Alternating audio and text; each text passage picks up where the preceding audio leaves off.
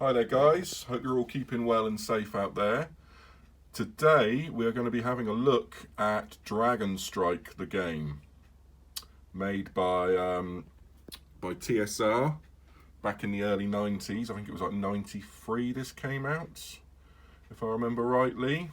And I know probably a lot of YouTubers have said it before, but this was Dungeons and Dragons sort of answer to Hero Quest, and how successful Hero Quest was and the whole dungeon crawler sort of board game genre. This was their sort of little go at it. And it's a good game. It's a game that I've owned for quite a while. This isn't my original copy. I brought my original copy back in probably about 96, 97, if I remember rightly, but then I got rid of it, and this one is one that I picked up on eBay a few years back for quite a reasonable price. So I thought today we'd just have a look at the components, go through, see what's in the box, and just sort of have a chat and sort of talk about Dragon Strike. So first of all, I thought the one thing we'd start with is, if we look here, this came with a VHS cassette filmed in hyper reality, whatever hyper reality is. And if I go to the box, we've got the cassette here, which I've watched quite a few times. Only on YouTube, mind you, because I don't have a VHS player anymore, so I've had to watch a video on YouTube. But you can see some of the screenshots there of how it looked, and it's quite an amusing video to watch, and as I'm sure a lot of you guys have probably seen it, know what I'm on about. And a few of the main characters there. I believe the guy in the back, the guy that played the warrior, was an American gladiator. I can't remember his name, but yeah, I think he was an American gladiator, but I have no idea who the rest of the cast are. So yeah, that's the VHS cassette.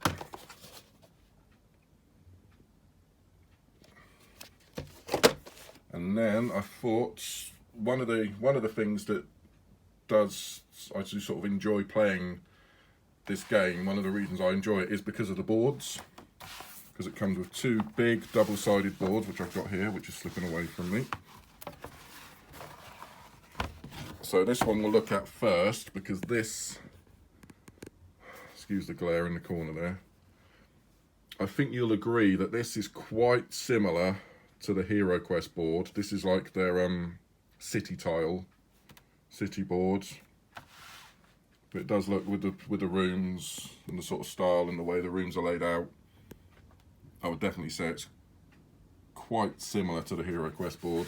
And then if we flip it over, we've got the forest boards out in the wilderness. Campsite there. I mean, the artwork on the board is pretty impressive. I mean, you look round, like some sort of little creature swimming in the water there. We have a little monster up in the top. I mean, yeah, the artwork they've put into these boards is pretty impressive. And if we come to the next board, excuse me, we have the caverns. Sort of crawling around in the caves. I mean, again, this is a lot of detail in this. Footprints, spiders' webs, little pools of green slime, or God knows what that is. Some poor guy's been there for a long time. And if we flip over to the last one, is the castle, which again is another cool board. Lots of little details in the rooms, like sort of like barracks or that for the soldiers. Little torture chamber. Always have a torture chamber. So yeah, I mean the boards, you can't go wrong with the boards in this game. They are They are really highly detailed, nice, really good quality. And then I thought we'd have a look at, I mean, these are the rule books, so you've got your instructions, which are pretty straightforward. I mean, they're all in black and white, or sort of blue, black and white for some reason with the blue print. There's a lot of rules for this game. I mean, it's not a game that you can just sort of take out the box and start playing straight away. You've got to do a little bit of reading first to sort of figure out what's going on. I mean, the basic rules are pretty straightforward, but once you get more into the game, like here we go, performing feats. So if you wanted to kick down a door or climb up a wall or look for traps or pick a lock, those sort of things, open a treasure chest. I think in this game as well, you can even, instead of fighting the monsters, you can actually talk to the monsters. They might actually give you some information. This one is the adventure book. I'll just have a quick flip through. So it sort of gives you a little rundown. Lots of quests and adventures. In fact, if we go to the front, here we go. So they've set it out. So the adventure, what board you'd be using, how many heroes, the level of difficulty, so easy, average. Yeah, so that's quite good how they've set it out. It sort of makes it easy for you. Depends on how many players you've got. If there's a couple of you, then just sort of do a hero one, or if you've got quite a few friends around, obviously not at the moment. Like here's one, 3 to 4 or 4 to 5. So that's quite good. Oh, got a couple of little advertisements here.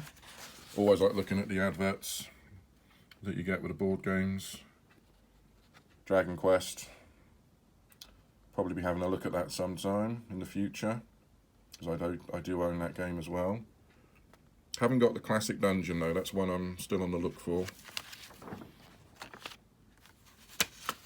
And then obviously Dungeons and Dragons, the game there.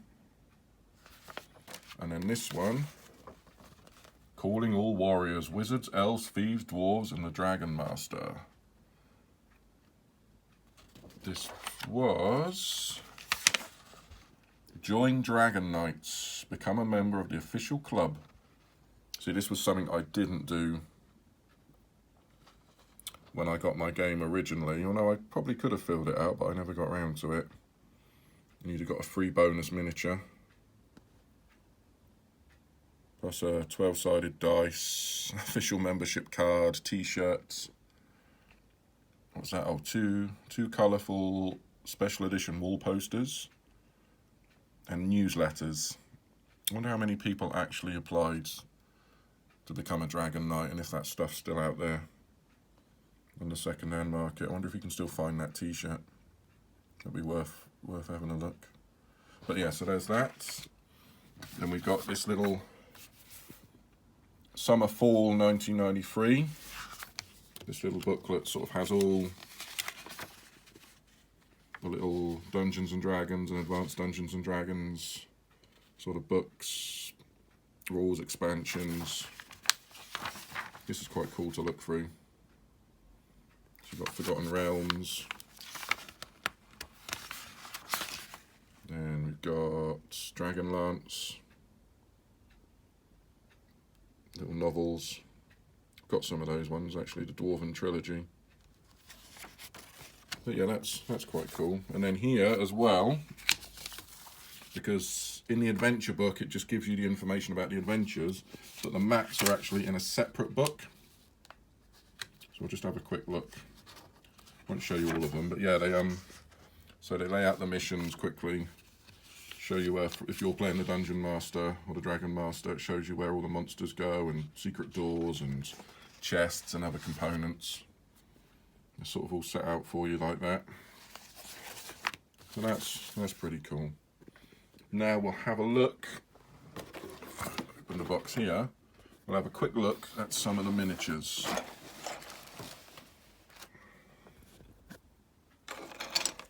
So, what have I picked up first? So these are some of the heroes. We've got the dwarf. Not too bad. It's a bit, don't know quite what's going on with his axe there. But yeah, there's the dwarf. Got the elf. Not bad miniatures in this game. They're not quite as good as Hero Quest and some other board games, but the minis are okay. Here's the male thief. And this is the female thief. Going to be very sneaky. And we've got the wizards. It's quite nice. Not bad mini. And then finally, we have the barbarian. Or the warrior, should I say. He's not a barbarian, he's a warrior in this game. With his big sword. And we'll have a look at some of the monsters. So these are Death Knights. Not too bad a sculpt on these Death Knights. A little bit of detail there. Then we've got one of the bigger monsters, a giant, holding a boulder. Then we've got bugbears.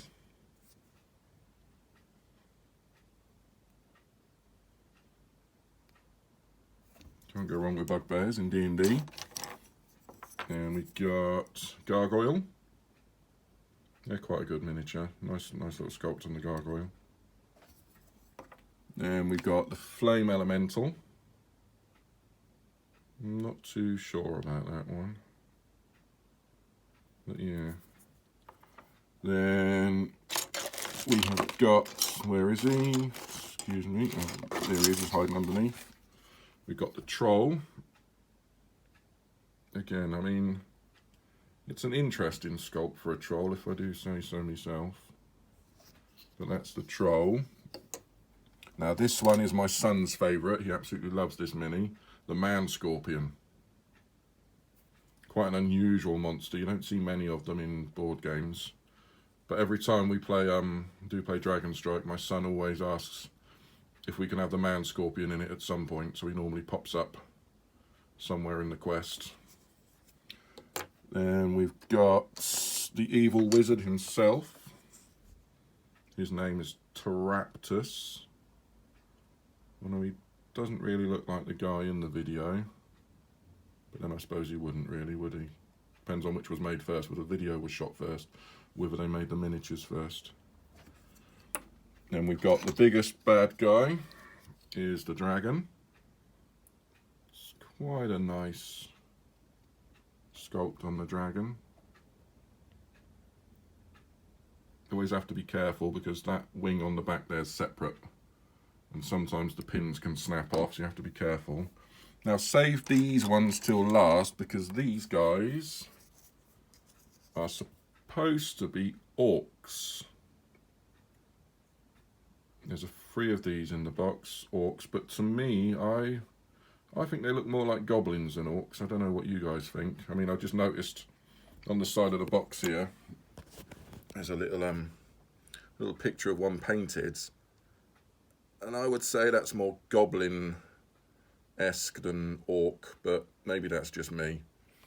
But yeah, so that's the minis. The minis are really, they're good. They're good quality.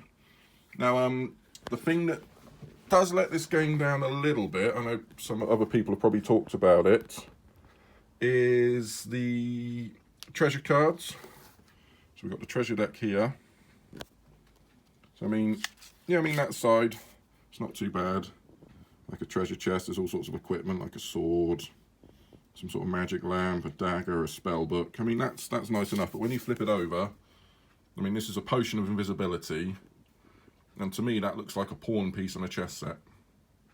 So they're not the best equipment cards. I mean, that's wondrous plate mail, but the pictures are pretty basic, pretty boring. There's no real excitement. Yeah, ring of spell turning. Looks like a hula hoop. But yeah, I don't know quite what the TSR were thinking when they did the cards, because there's not fantastic. And then if we look, like, these are the spell cards as well.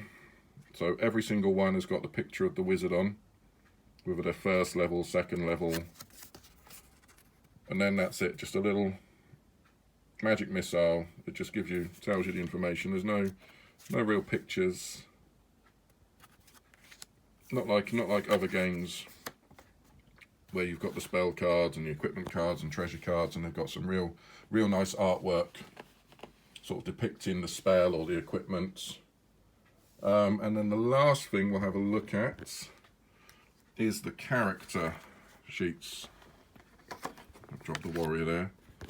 So they all depict one of the actors from the VHS. A little bit cheesy, but when you flip it over, all your stats are there. Which dice you roll, how much speed you have, so how far you can move.